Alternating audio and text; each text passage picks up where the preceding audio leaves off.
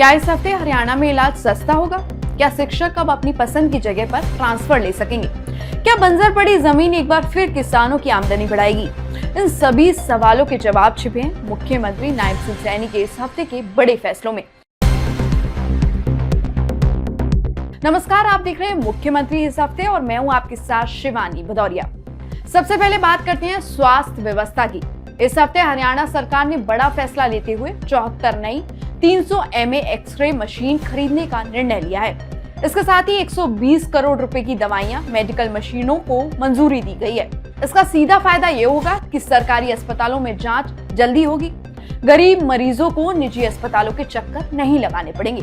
प्रदेश के 12 जिलों के लाखों लोगों को बेहतर इलाज मिल सकेगा। अब चलते हैं शिक्षा से जुड़ी बड़ी खबर की ओर। रेगुलर, पीआरटी, जेबीटी और हेड टीचर्स के लिए ऑनलाइन ट्रांसफर ड्राइव शुरू कर दी गई है।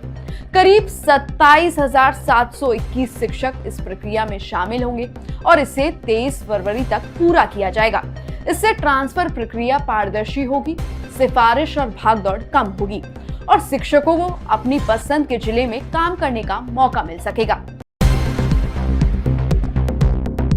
अब बात करते हैं पुलिस और जेल कर्मचारियों के लिए लिए गए फैसलों की। सरकार ने ऐलान किया है कि अब जेल वार्डन को 18 साल की सेवा के बाद हेड वार्डन बनाया जाएगा। इसके साथ ही पुलिस कांस्टेबल के भत्ते में भी बढ़ोतरी की गई है।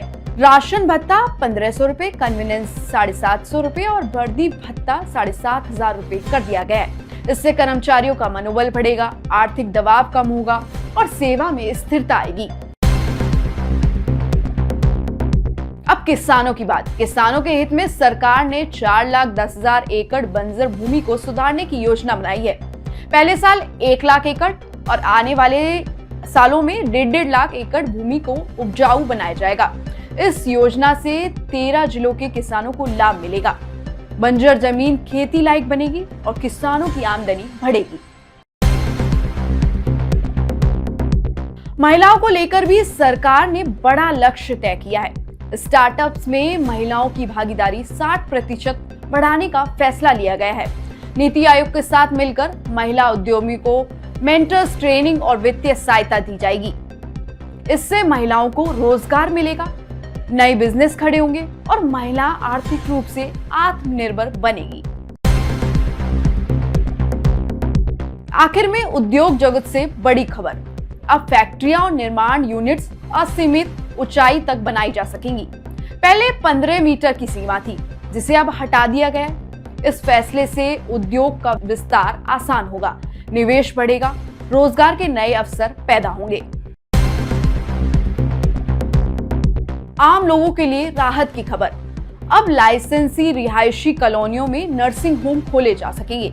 इसका फायदा ये होगा कि इलाज अब घर के पास होगा। हर 50 एकड़ में 2 नर्सिंग होम खोले जा सकेंगे। खिलाड़ियों के लिए भी बड़ी राहत। स्पोर्ट्स टीचर्स की भर्ती में अब सिर्फ NS/NIS डिप्लोमा ही जरूरी नहीं होगा। हरियाणा के खेल विश्वविद्यालय सहित अन्य राज्य स्तरीय संस्थानों की डिग्री भी मान्य होगी, जिससे बेहतर कोच, बेहतर खिलाड़ी तैयार होंगे। तो ये थी मुख्यमंत्री नायब सिंह सैनी के इस हफ्ते के बड़े फैसले। अब आप बताइए, आपको कौन सा फैसला सबसे ज्यादा फायदेमंद लगा? नीचे कमेंट जरूर कीजिए। आपकी राय हमारे लिए सबसे जरूरी है। फिर मिलेंगे अगले हफ्ते। नमस्कार।